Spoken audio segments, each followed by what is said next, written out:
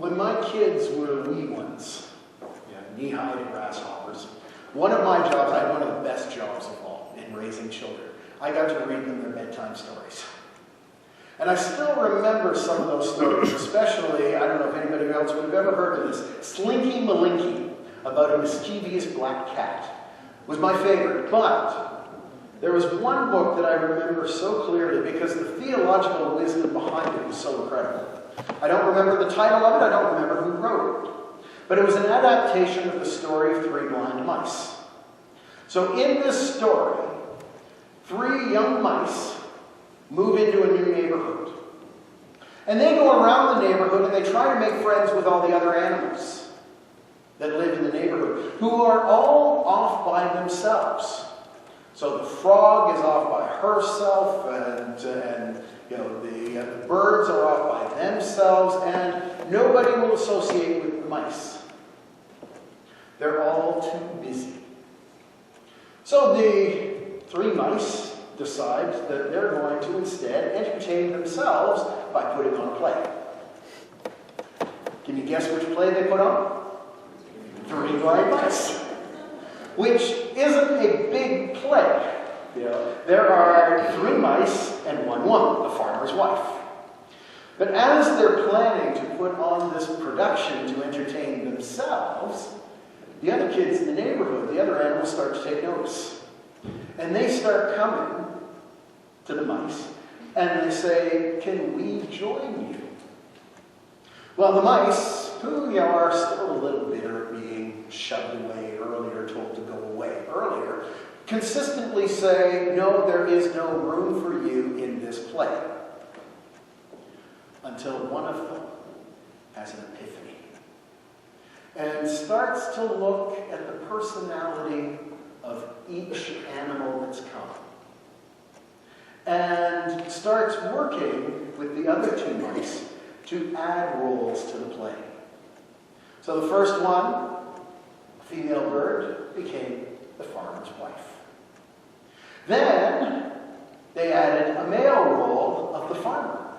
And then they thought they would extend the story looking at the personalities, and so the big bullfrog got the role of judge as the mice were going to take the farmer's wife to court. And they kept adding and adding, and everybody had a role. Everybody had a part, but it wasn't just willy-nilly saying, "You do this and you do this." It was based around their personalities. The three mice never said, "You can sit in the audience." They invited them in. They invited them in, and then they invited all the others to use what they had to make the story greater. Now let me tell you about a time, so long ago, when a group of people actually lived this philosophy. They were called at that time followers of the Way. It would be a couple of centuries before they would consistently be called Christian. They were a ragtag group of individuals, oftentimes people on the outside looking in, who discovered the possibility of a new way of life, where, as Paul says, in Christ there is neither male nor female, slave nor free, Jew nor Greek, where all are one in Christ. These people at that time were not invited to plop their butt in a pew. They were invited, encouraged, in some places even commanded, to use their gifts. And the church grew like wildfire. Whoosh. It spread throughout the known world faster than any other movement ever had. It was a wildfire, and it was based in this new life. It was a new way of doing things. It was a new way, not just of worshiping, but of living. Now, It wasn't an idyllic Pollyanna vision. It was, in fact, incredibly messy. And I challenge you to read Paul's writings and read them as if you're listening to half of a telephone conversation. And Paul is responding to the problems that are arising in the communities. But the main issue in the arising problems, the main issue is the chaos of seeking to discern and use gifts. It was this whole base philosophy that caused most of the problems, but the problems, wow, let's face it, what a problem to have. You know, we're going into nominations time right now, and I'm sure that the nominating group wished they had this problem. So there were issues in the community, but the basis of it was each person bringing their gift forward. Now, fast forward a few hundred years, the Emperor Constantine calls the bishops, who at that time are just overseers. They don't have special power over congregations. It was a congregationalist model. But they were the ones who were set aside as being wise leaders, who could lead more than just one congregation. The Emperor Constantine, the Roman Emperor, calls them all together, and they start to codify the faith. And all of a sudden, the charisms, as they're called biblically, or the gifts, became the offices. And the offices became held by the priesthood.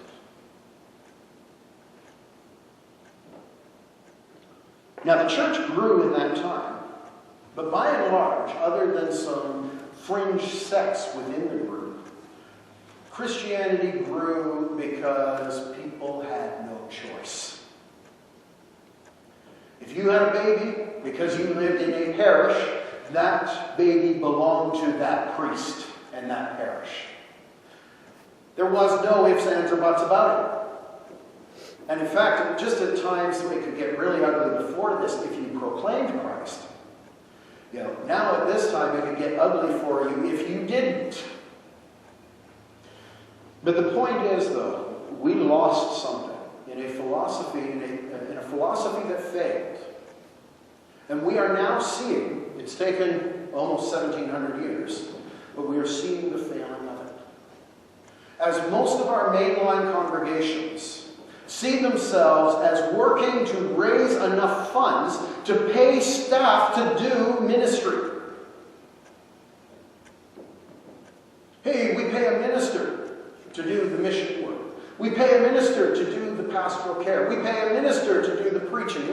We pay a professional to do this and that and the other. And we will raise the funds.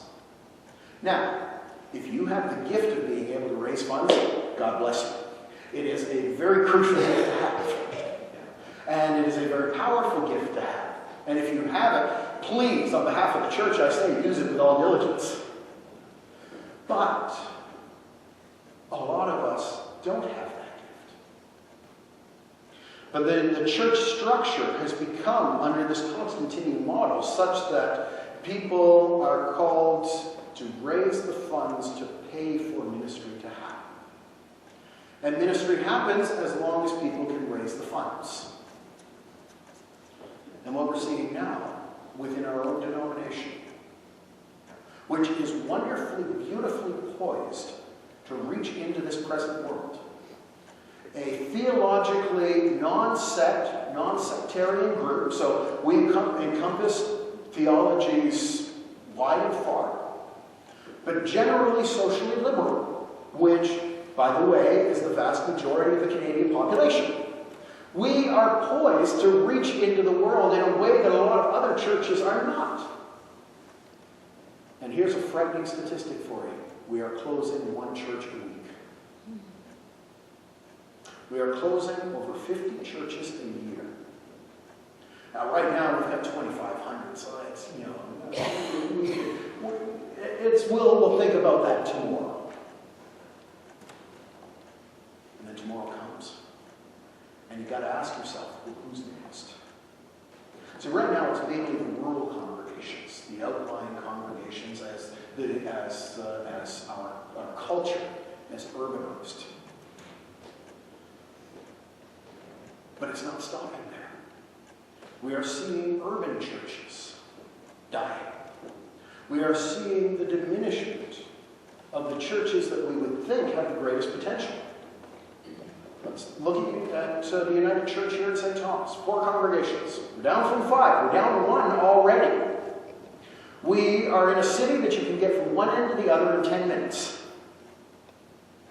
A city of 40,000, well, assuming that the person in front of you isn't driving 20 kilometers an hour down Talbot Street.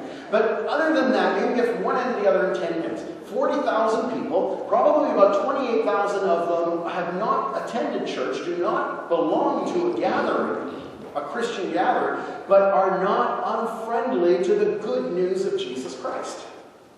28,000, 4 congregations. Now, does anyone want to tell me that there are not enough people?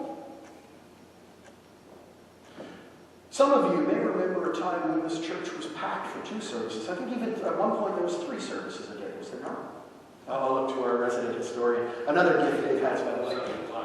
7 o'clock. So 3 services a day. I've heard if you got here 10 minutes before worship, you were standing at the back. Standing room only. Can you imagine? Now, don't get me wrong. I'm not playing the numbers game. I'm not saying numbers of success. The Constantinian Church proved that. If you make people sit in the pew, okay, they might, because they have to. But I want you to imagine, in this huge mission field that we have in an area that's 10 minutes from one end to the other, I want you to imagine a church based on gifts like the first church was.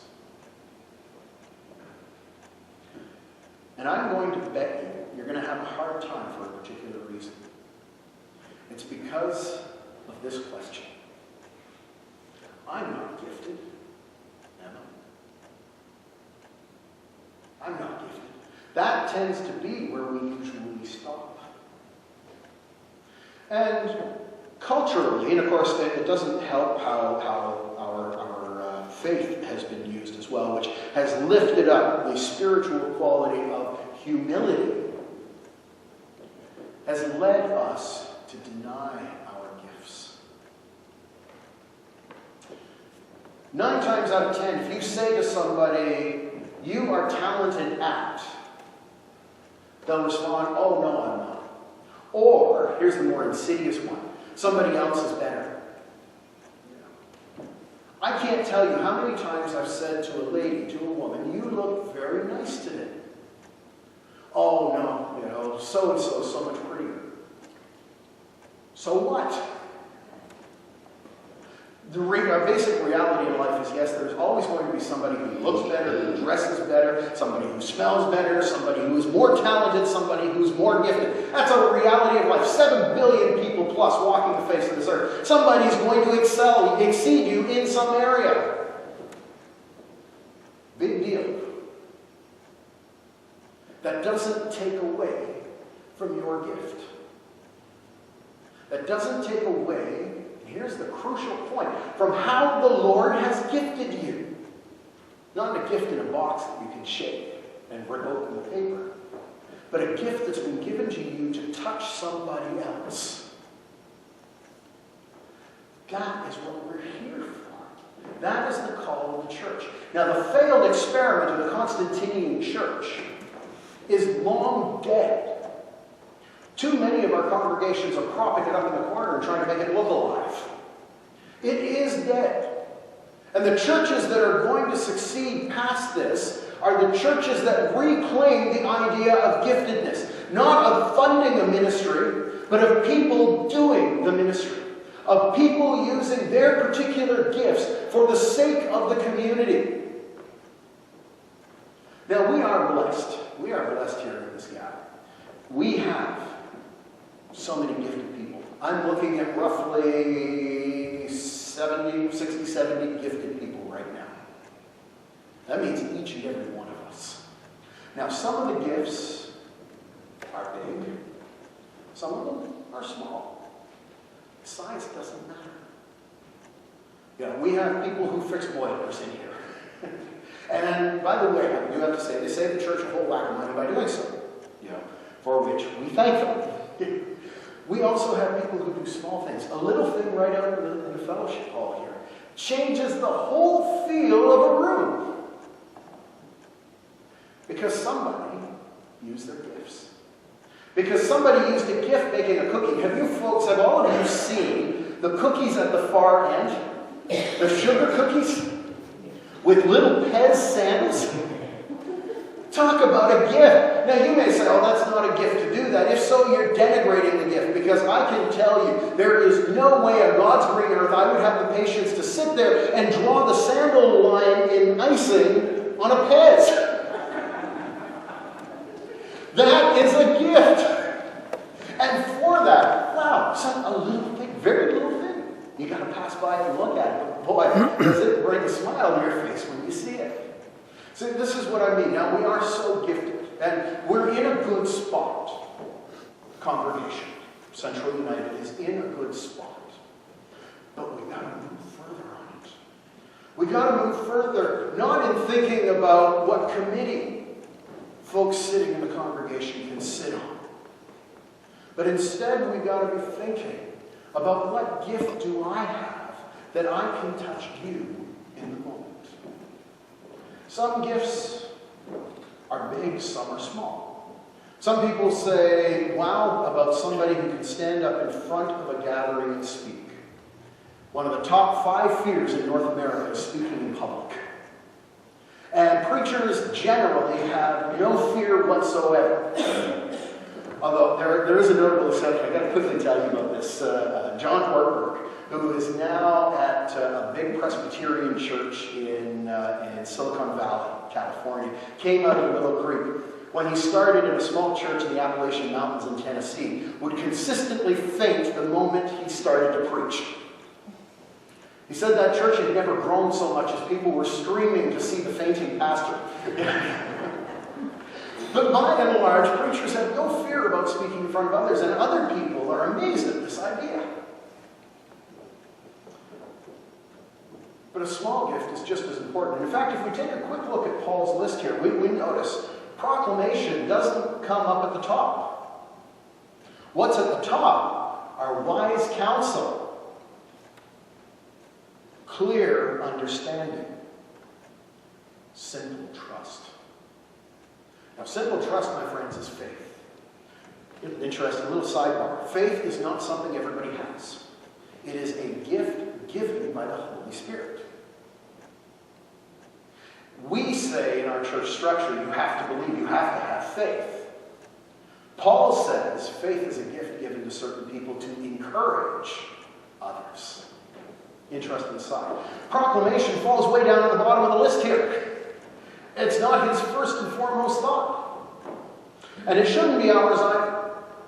What we need to think about is how we can use whatever gift we have to connect with other people, and through that, to connect community together. This can't be done administratively. You can't strike a committee to make this happen. It has to happen organically. As one person connects with another in a profound way that changes something about the person receiving the gift. But when it happens, and that web of relationships becomes tighter and more intimate, the people see this happening. And you know, our world is hungry for a new life. Just as in the first century they were hungry. There was a deep spiritual hunger. There is today as well. It's risen as the old patterns, as the old wineskins have broken under the pressure of new wine. And this is the call. You know, we talk about millennials. Churches all want to reach millennials. Or we want to reach the 20, 30 somethings. The missing demographic, generally within our congregations. I can tell you, the number one way to do that is not hire the best preacher. It's not to make sure you have the best programs running. It's to make sure that when they come in, they find a place where they are valued. Not just where they're welcome to sit and worship, but where their gifts, their abilities, their personality is not just accepted but lifted up and honored. Where people have a say in moving and directions in reaching out to others. That's the hunger today. We feel so isolated in this world that's so connected. We feel so alone in this world where there should be no loneliness. We feel empty in a world where we can reach people on the other side of the world within seconds. And the church, my friends, is poised perfectly to fill that void. We're poised perfectly to reach into that emptiness and to fill that cup up. Great things happen when we move beyond the question and we actually live the answer. When we say, I am gifted, and stop there, great things